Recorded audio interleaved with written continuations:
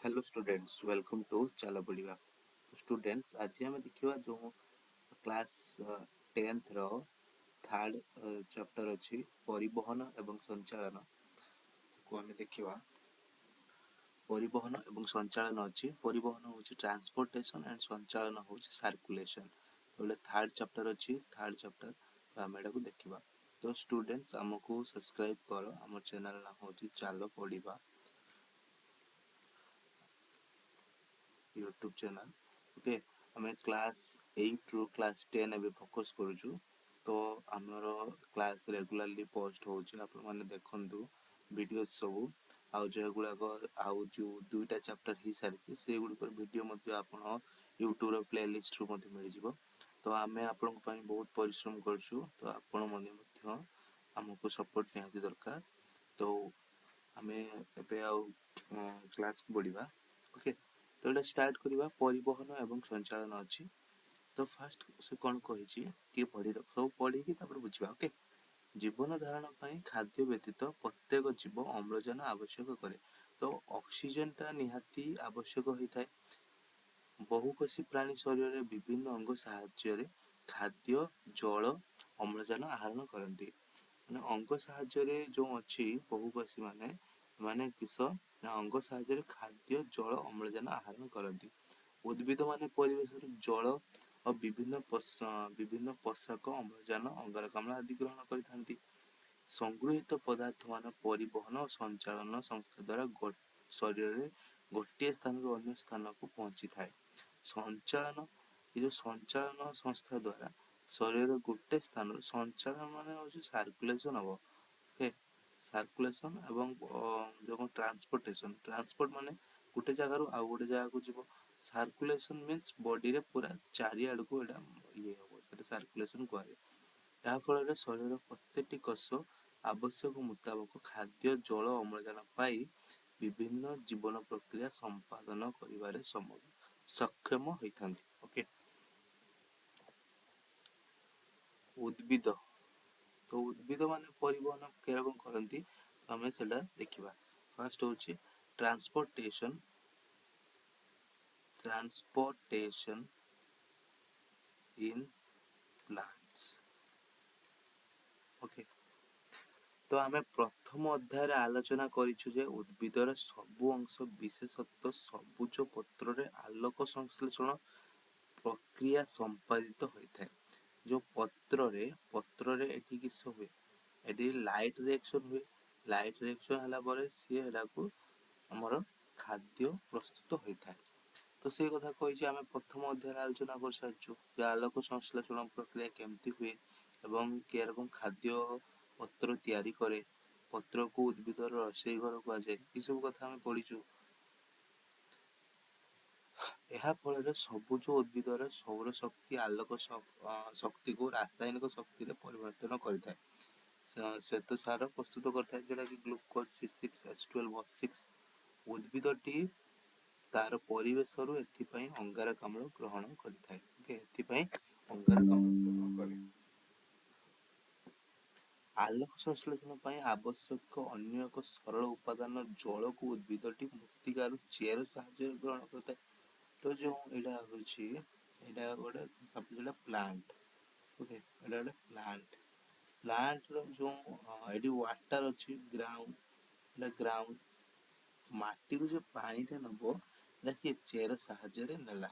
Chair साहाय्य कांड साहाय्य पूरा प्लांट सर्कुलेशन हम वाटर टा। ओके, ता छड़ा उद्भिदर ताहार विभिन्न चयपचय कार्य निमंते माटी बहुविधि आवश्यक उत्पादन जल सहित द्रवण हिसाब से संश्लेषण करे। मैं जेटा कि होची जेटा कि हमर माटी जो गुड़ाक ये गुड़ाक नहीं था आम पोषक पदार्थ पानी वाटर सहित नहीं था। वाटर सहित पोषक पदार्थ कथा कहुची जेटा कि धातव लवण भी पारे ये सब नहीं था।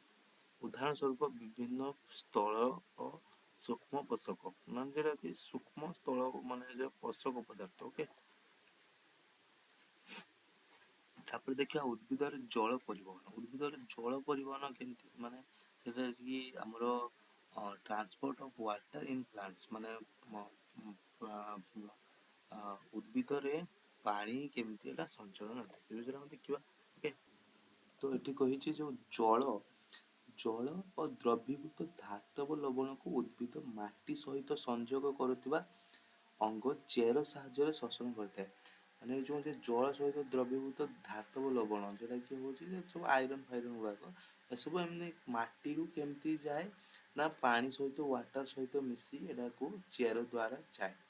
ଏସବୁ ନିୟୋଜିତ ହେଉଥିବା ଅଂଶ ଯଥା କାଣ୍ଡ, ପତ୍ର, ଫୁଲ, ଫଳ ଇତ୍ୟାଦି ପ୍ରେରଣ କରେ। ମାନେ ଯେଟାକୁ ସପ୍ଲାଇ କରେ, ପ୍ରେରଣ ମିନ୍ସ ସପ୍ଲାଇ କରିଦିଏ। ଚେର ଶେଷାଂଶ ଆଡକୁ ଥିବା ମୂଳ ଲୋମ ମାନେ ଯେଟା କି ରୁଟ୍ ହେୟାର, ଆଗେ ଫାଷ୍ଟ ହଉଛି ମେନ୍ ରୁଟ୍ ରୁ ଏଟା ରୁଟ୍ ଧର, ଏଟା ରୁଟ୍ ରୁ କିଛି କିଛି ହେୟାର ଲାଇକ୍ ଷ୍ଟ୍ରକ୍ଚର ଆସିଥିବ, ଏଟାକୁ ରୁଟ୍ ହେୟାର ମଧ୍ୟ କୁହାଯାଏ। ଏଇଟା ହଉଛି main important role root here, ସିଏ ସାହାଯ୍ୟ କରିଥାଏ, ଏହା କାର୍ଯ୍ୟ ସମ୍ପୂର୍ଣ୍ଣ ହୋଇଥାଏ। ଏକକୋଷୀ ମୂଳ ଲୋମର କୋଷ ଜୀବକ ଓ ମୂର୍ତ୍ତିକାସ୍ଥ ଦ୍ରବଣର ସାନ୍ଦ୍ରତା ମାଧ୍ୟମରେ ତାରତମ୍ୟ ଥାଏ। ଏହି ତାରତମ୍ୟ ସମତା ଆଣିବା ପାଇଁ ମୂଳ ଲୋମର କୋଷ ଭିତରକୁ ମୂର୍ତ୍ତିକାସ୍ଥ ଦ୍ରବଣ ପ୍ରବେଶ କରେ। କାର୍ଯ୍ୟଟି ପାରସ୍ଥିତିକ ଅସ୍ମୋସିସ୍ କିମ୍ବା ବିପଚନ ମେଟାବୋଲିଜିକ୍ ଏନର୍ଜି ବିନିମୟରେ ହୋଇଥାଏ। ପାରସ୍ମୃତି ପଦ୍ଧତି ମୂଳ ଲୋମରେ ଥିବା ଅଧିକ ସାନ୍ଦ୍ରତା ବିଶିଷ୍ଟ କୋଷ ଜୀବକୁ କମ୍ ସାନ୍ଦ୍ରତା ବିଶିଷ୍ଟ ମୃତ୍ତିକା ଦ୍ରବଣରେ ପ୍ରବେଶ କରେ। ମାତ୍ର ସମୟ ସମୟରେ ବିପରୀତ ପରିସ୍ଥିତିରେ ମୂଳ ଲୋମ କୋଷ ଜୀବକ କମ୍ ସାନ୍ଦ୍ରତା ବିଶିଷ୍ଟ ମଧ୍ୟ ସାନ୍ଦ୍ରତା ଅଧିକ ସାନ୍ଦ୍ରତା ବିଶିଷ୍ଟ ମୂଳ ଦ୍ରବଣକୁ ମୂଳ ଲୋମ ପୋଷେ। ଏଥିପାଇଁ ବିପଚୟ ଶକ୍ତି ବ୍ୟବହୃତ ହୋଇଥାଏ। ଏଥିରେ ମୂଳ ଅଂଶ ସକ୍ରିୟ ଭାବେ ସମ୍ପୃକ୍ତ ହୋଇଥିବାରୁ ଏହା ଜଳର ସକ୍ରିୟ ଶୋଷଣ ଭାବେ କାର୍ଯ୍ୟ କରେ। ଓକେ, ମୂଳ ଲୋମ କୋଷକୁ ଏହି ଜଳୀୟ ଦ୍ରବଣର ପ୍ରବେଶ ପରେ ତାହା ବିସରଣ ପ୍ରକ୍ରିୟାରେ ମୂଳର ଜାଇଲେମକୁ ଚାଲି ଯାଇଥାଏ। ତ ଏଟା ଜାଇଲେମ ଅଛି ଗୋଟେ, ଫ୍ଲୋଏମ ଅଛି ଗୋଟେ। ଓକେ, ଏଟା ପଢିବା ଆଗକୁ। ଜାଇଲେମ ଦେଇକି ଏଟା ୱାଟର ଟ୍ରାନ୍ସପୋର୍ଟ ହେଇଥାଏ। ୱାଟର ମାନେ ଯୋଉଟା କି ୱାଟର ଫ୍ଲୋଏମ ଦେଇକି ଫୁଡ ଟ୍ରାନ୍ସପୋର୍ଟ ହେଇଥାଏ। ଏଟା ଆଗକୁ ପଢିବା। ଓକେ,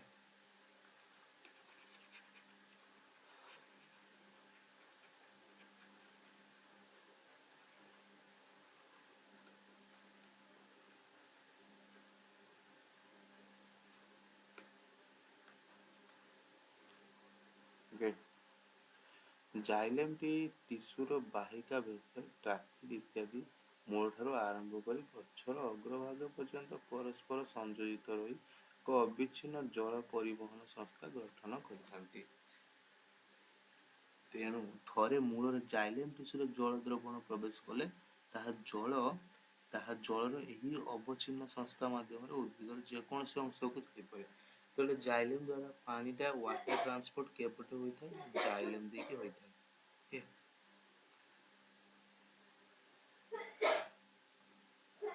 ୱାଟର ଟ୍ରାନ୍ସପୋର୍ଟ ଜାଇଲେମ ଦେଇକି ହୋଇଥାଏ। ଓକେ, ସାପୋଜ କହିଛି ଉଦ୍ଭିଦଟି କ୍ଷୁଦ୍ର ହୋଇଥିଲେ ଶୋଷଣ ଦ୍ୱାରା ଅତି ସହଜରେ ଜଳ ଉଦ୍ଭିଦର ବିଭିନ୍ନ ଅଙ୍ଗରେ ପହଞ୍ଚି ପାରେ। ଯଦି ଉଦ୍ଭିଦଟା ସ୍ମଲ ହବ ତାହେଲେ ଗ୍ରାଉଣ୍ଡ ଟୁ ସର୍ଟ ହାଇଟ୍ ହେଇଥିବ, short height HIGHT short height ରହିଥିବ।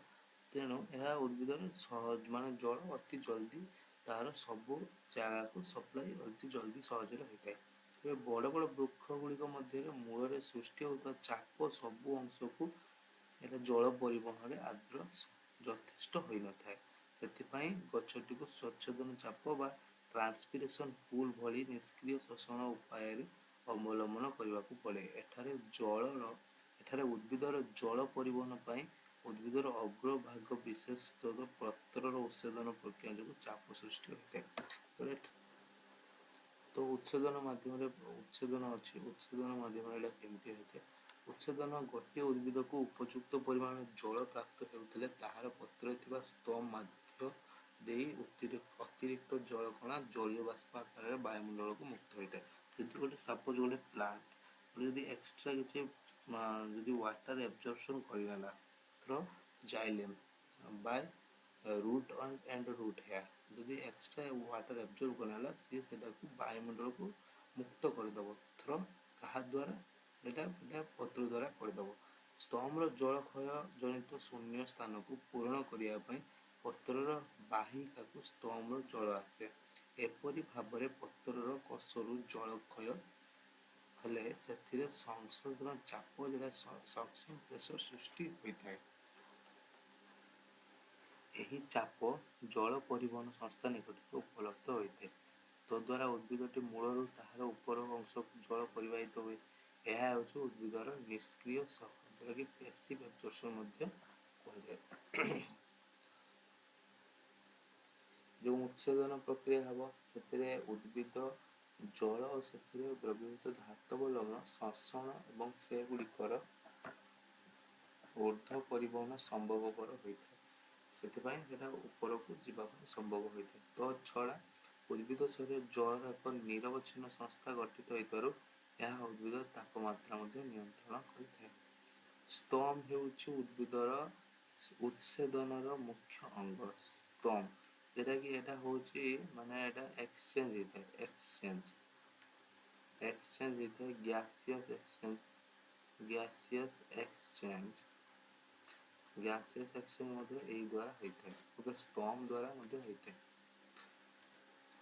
ତ ଛଡ଼ା କ୍ୟୁଟିକିଲ୍ ବା ବାତରନ୍ଧ୍ର ବା ଲେଣ୍ଟିସେଲ୍ ଦ୍ୱାରା ଉଦ୍ଭିଦର କିଛି ପରିମାଣର ଉଚ୍ଛେଦନ ହୋଇଥାଏ। ସବୁ ସର୍ଟ କ୍ୱେଶ୍ଚନ୍ ଓକେ। ଉଦ୍ଭିଦର ପତ୍ର ଅଧିତ୍ୱଚା ଉପରି ଭାଗରେ ଅଠାଳିଆ ପଦାର୍ଥ ଦ୍ୱାରା ତ୍ୱଚାବରଣ ଗଠିତ ହୋଇଥାଏ।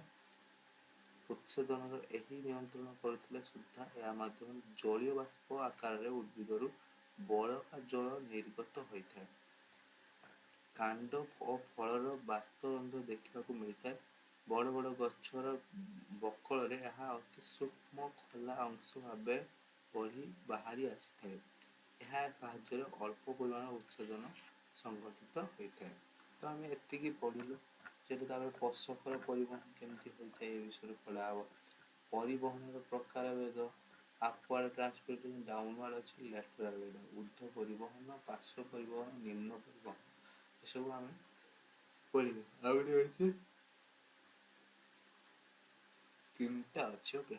ঊର୍ଧ୍ୱ ଉପରକୁ ଆପୱାର୍ଡ ନିମ୍ନ ହେଉଛି ଡାଉନୱାର୍ଡ ଏସବୁ ଆମେ ପଢ଼ିବା। ତାପରେ ଆକର୍ଷଣ ଅଛି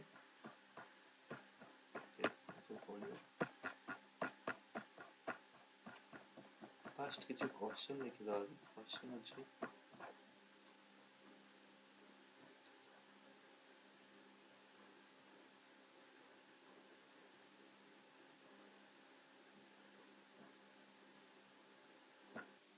ଓକେ। ତ ଆଜି ପାଇଁ ଏତିକି ଦେଖିଲେ। ଯେଉଁ ନେକ୍ସଟ କ୍ଲାସ୍ ଅଛି ଏଇଟା ଟୋଟାଲ ପଢ଼ି ସାରିଲା ପରେ ଆମେ କ୍ୱେଶ୍ଚନ୍ କରିବା ଓକେ। ତ କିଛି ଡାଉଟ୍ ତ ନଥିବ ମୁଁ ଯାହା ଭାବୁଛି। ୱେଟ୍ କର।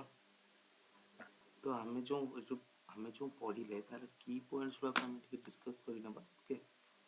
ତ ଏ ଯେଉଁ ଅଛି ଉଦ୍ଭିଦର ପରିବହନ ଯେଟା ଟ୍ରାନ୍ସପୋର୍ଟିଂ ପ୍ଲାଣ୍ଟସ୍ ଖଣିଜ ଜଳ ଖଣିଜ ପଦାର୍ଥ ମୂଳରୁ ଜାଇଲେମ୍। ତ ମୂଳରୁ ଯେଉଁ ଗଲା ରୁଟ୍ରୁ ଏଟା ହେଉଛି କିସ ଜାଇଲେମ୍ ଦ୍ୱାରା ପତ୍ର ଫୁଲ ଫଳକୁ ପହଞ୍ଚେ। ଆଗେ ରୁଟ୍ ଥ୍ରୋ ଜାଇଲେମ୍ ତାପରେ ପତ୍ର ଫୁଲ ଓ ଫଳକୁ ପହଞ୍ଚେ। ତାପରେ যেটা ଅଛି ଶର୍କରା ପତ୍ର ଫଟୋସିନ୍ଥେସିସ୍ ଦ୍ୱାରା ଫ୍ଲୋଏମ୍ ଦ୍ୱାରା ଅନ୍ୟ ଅଂଶକୁ ପଠାଯାଏ ଓକେ। ଜଳର ପରିବହନ କରେ କ'ଣ ହେବ ନା ଏଇଟା କ୍ୟାପିଲାରୀ ଆକ୍ସନ୍ ଯେଉଁଟାକି ଅଛି ଜାଇଲେମ୍ ମାଧ୍ୟମରେ ଉପରକୁ ଯାଏ। ମୂଳରେ ଜଳ ଧକ୍କା ଖାଇ ଉପରକୁ ଯାଏ। ମୂଳ ଚାପ ଯେଉଁଟା ରୁଟ୍ ପ୍ରେସର ହେଇଥାଏ। ତାପରେ ଟ୍ରାନ୍ସପିରେସନ୍ ପୁଲ୍ କଥା ଆମେ ପଢ଼ିବା। ସହଜ ମନେ ରଖିବା ଓକେ। ଜାଇଲେମ୍ ହେଉଛି ଜଳ ଖାଦ୍ୟ କାହା ଦ୍ୱାରା ଯାଏ ଫ୍ଲୋଏମ୍ ଦ୍ୱାରା ଓକେ।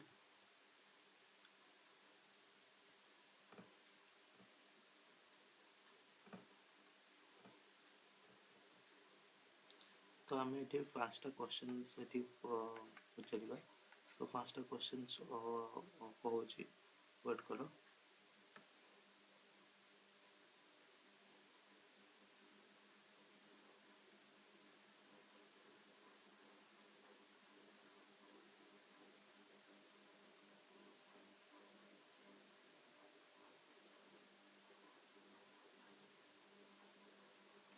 ତ ପତ୍ରରେ ତିଆରି ହୋଇଥିବା ଖାଦ୍ୟ କୌଣସି ନଳୀ ଦ୍ୱାରା ପ୍ରଭାବିତ ହୁଏ। ସେଟା କିଏ ପତ୍ର ଖାଦ୍ୟଟା ଫ୍ଲୋଏମ୍ ଦ୍ୱାରା ଜଳଟା ଜାଇଲେମ୍ ଦ୍ୱାରା ଜଳ ଉପରକୁ ଯିବାର ତିନିଟା କାରଣ କିସ ନା capillary action, root pressure, transpiration होल। ओके, रूट प्रेशर किस ना मूल सक्रिय शोषण मान स्पष्ट चाप जहाँ जल को ऊपर को धक्का दे थाए। ओके, सब क्वेश्चन रहिले क्लास कंटिन्यू करेंगे नेक्स्ट क्लास देखा। ओके।